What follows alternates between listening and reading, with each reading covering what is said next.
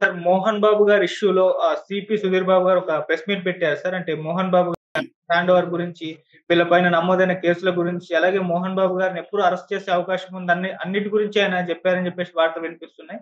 మరేంటి ఇప్పుడు 'మోహన్ బాబు' గారు గన్స్ హ్యాండ్ ఓవర్ చేశారా లేదా? మరి ఎప్పుడు ఆయన అదుపులోకి తీసుకునే అవకాశం ఉంది? అసలు ఏం చెప్పారు సార్ సిపి? ఇప్పటి వరకు 'మోహన్ బాబు' కేసు గురించి వివరాలు సిపి సుధీర్ బాబు గారు చెప్పారు. ఆయన ముందు నుంచి కూడా commissioner of police Rachakonda commissioner ఆయన సుధీర్ బాబు ఈ కేసులో చాలా యాక్టివ్‌గా ఉంటున్నారు. ఎందుకంటే 'మోహన్ బాబు' లాస్ట్ సండే తన మనోజ్, కోడలు మౌనిక రెడ్డి, కొంతమంది సంఘ విద్రోహ శక్తులు వచ్చి నా ఇంటి మీద దాడి చేశారు. అట్లాగే మాదాపూర్‌లో ఉండే నా ఆఫీస్‌ను, ఇల్లును వాళ్ళు స్వాధీనం చేసుకున్నారు.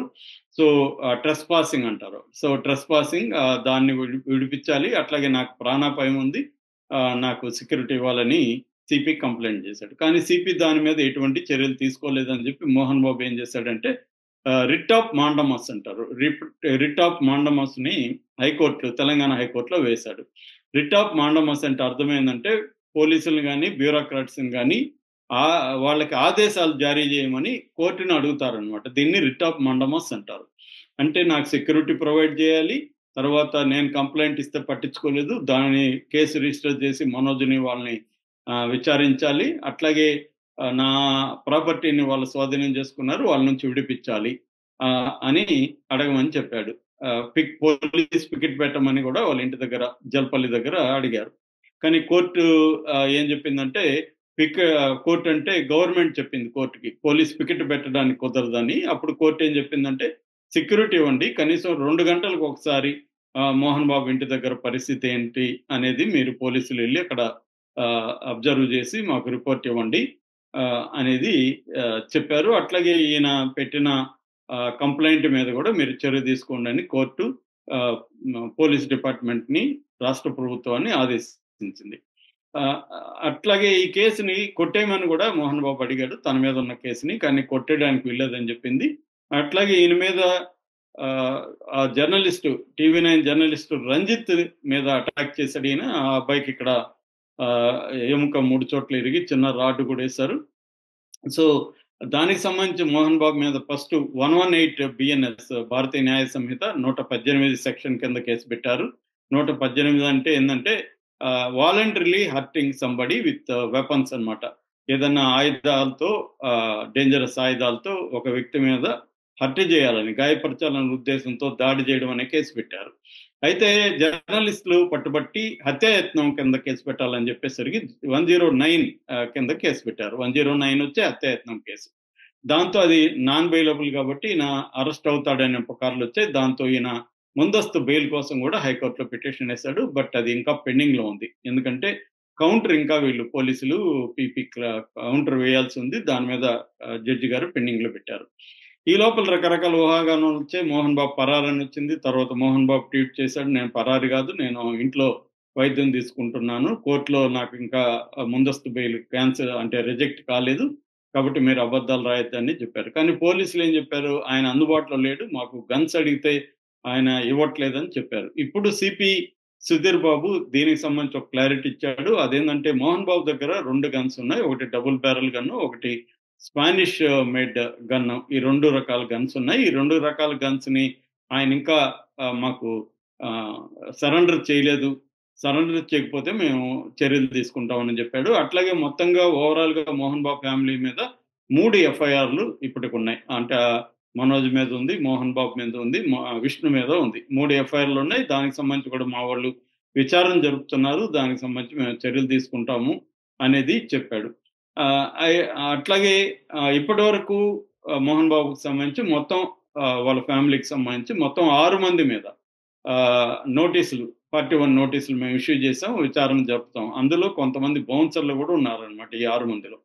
మరోవైపు అక్కడ తిరుపతి దగ్గర తిరుపతి నుంచి బాకరాపేట పోయే రూట్లో రంగంపేట దగ్గర విద్యానికేతన్ కాలేజెస్ యూనివర్సిటీ ఉంటది.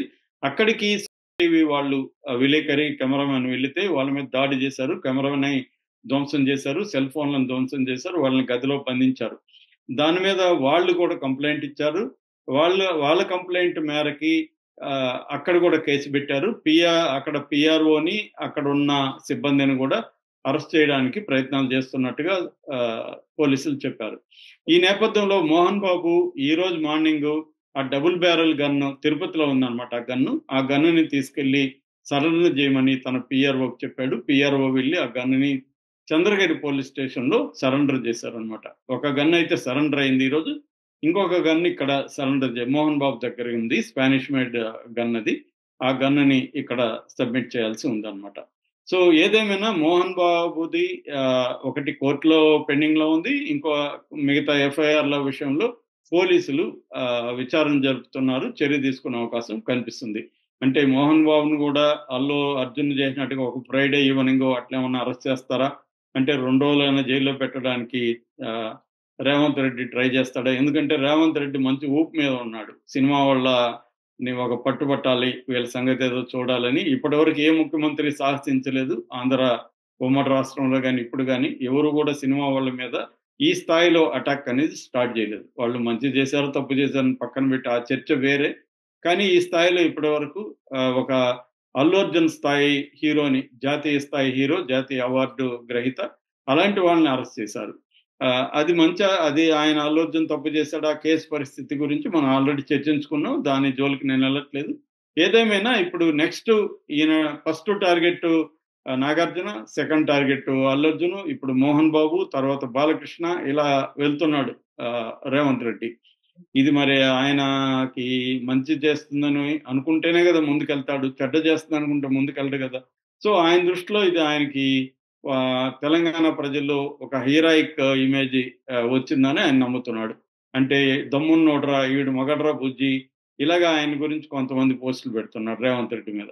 మరి అది లాంగ్ రన్ లో ఆయనకి నెగిటివ్ అవుతుందో పాజిటివ్ అవుతుందో పెట్టుకొని పెడితే ఆయనకి తెలంగాణ ప్రజల్లో రూరల్ ఫోక్ లో అల్లు అర్జున్ తప్పు చేశాడు, అతనేమన్నా దేశభక్తుడా, అతనేమన్నా పాకిస్తాన్ బార్డర్ లో చేస్తున్నాడా, డబ్బులు సంపాదించుకునేదానికి సినిమాలు తీస్తారు, వాళ్ళని అరెస్ట్ చేసే తప్పేంటి అన్న పద్ధతిలో ఆయన నేషనల్ లెవెల్లో మాట్లాడు. బట్ నేషనల్ మీడియాలో మాత్రం ఆయనకి నెగిటివ్ అయింది.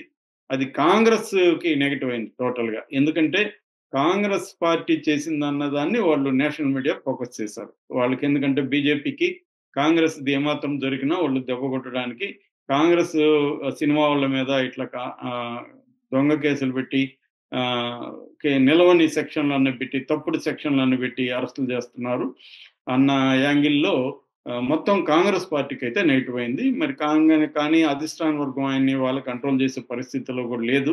అది రేవంత్ రెడ్డికి కూడా తెలుసు కాబట్టి ఆయన రెచ్చిపోతున్నట్టుగా అర్థమవుతుంది. ఏదేమైనా మోహన్ బాబుని అరెస్ట్ చేసే అవకాశాలు కూడా ఉన్నాయి. ఒకవేళ కోర్టు కానీ బెయిల్ కానీ రిజెక్ట్ చేస్తే మాత్రం ఖచ్చితంగా మోహన్ బాబు జైలుకి వెళ్ళే అవకాశం ఉంది. అది అర్థమయ్యే మోహన్ బాబు ఏం చేశాడు, ఇటు నుంచి నరుక్కు వస్తున్నాడు. అంటే విలేకరి రంజిత్ కేసు పెట్టాడు కాబట్టి అతని హాస్పిటల్కి వెళ్ళి, యశోద హాస్పిటల్కి వెళ్ళి అతని దగ్గర కూర్చొని అతనికి సారీ చెప్పి, నేనేదో ఆవేశంలో చేశాను, నన్ను క్షమించండి, తప్పైపోయిందని సారీ చెప్పాడు.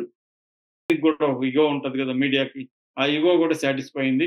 నేను కూడా నిన్నంతా దెబ్బకు దిగొచ్చిన మోహన్ బాబు అలాగేదో ఆనందంగా వాళ్ళు పెట్టుకున్నారు.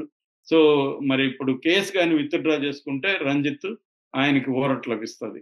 కేసు కానీ అదే కానీ ఉంటే మాత్రం రేవంత్ రెడ్డి ఆల్రెడీ రెడీగా ఉన్నాడు కాబట్టి ఈయన్ని కూడా ఎత్తి లోపలేండి, ఫ్రైడే వేయండి, ఒక 2 రోజుల లోపలని అని కానీ చేస్తే మాత్రం మోహన్ బాబు 78 ఏళ్ల వయసులో ఆయన జైలుకు పోవాల్సిన పరిస్థితి ఏర్పడుతుంది.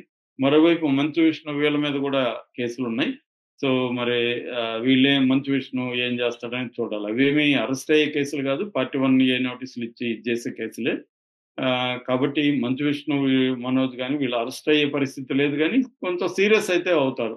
ఎందుకంటే ఆల్రెడీ బైండ్ ఓవర్ తీసుకున్నాక మంచు విష్ణు ఈ పని చేశాడు. సుధీర్ బాబు మొన్న ఇద్దరిని పిలిచాడు, మంచు విష్ణుని, మంచు మనోజ్ని ఇద్దరిని 1 lakh డిపాజిట్ చేయించి బైండ్ ఓవర్ తీసుకున్నాడు. బైండ్ ఓవర్ అంటే మేము జాగ్రత్తగా ఉంటాం, నేరాలు చేయము అని చెప్పి. కానీ మళ్ళీ పోయి మనోజ్ ఇంటికి పోయి ఇది చేశాడంటే విచిత్రమైంది. అంటే వీళ్ళు మారరా అన్నట్టుగా జనాలు అనుకుంటున్నారు. అది మామూలుగా ఆల్రెడీ నువ్వు మనిషి మోహన్ బాబు అని క్యాప్షన్లు పెట్టి రాస్తున్నారు. ఇప్పుడు వీళ్ళు ఏంట్రా మీకు బుద్ధి లేదా, మోహన్ బాబు ఫ్యామిలీ లాగా వ్యవహరిస్తా ఉన్నారని ఒక నెగటివ్ ఎగ్జాంపుల్ గా వీళ్ళు మారిపోయారనమాట. సో ఏదేమైనా ఇతను అరెస్ట్ అయ్యే అవకాశాలు కనిపిస్తా ఉన్నాయి. బెయిల్ కానీ రాకపోతే మాత్రం అరెస్ట్ అవుతాడు. Okay sir. Thank you so much.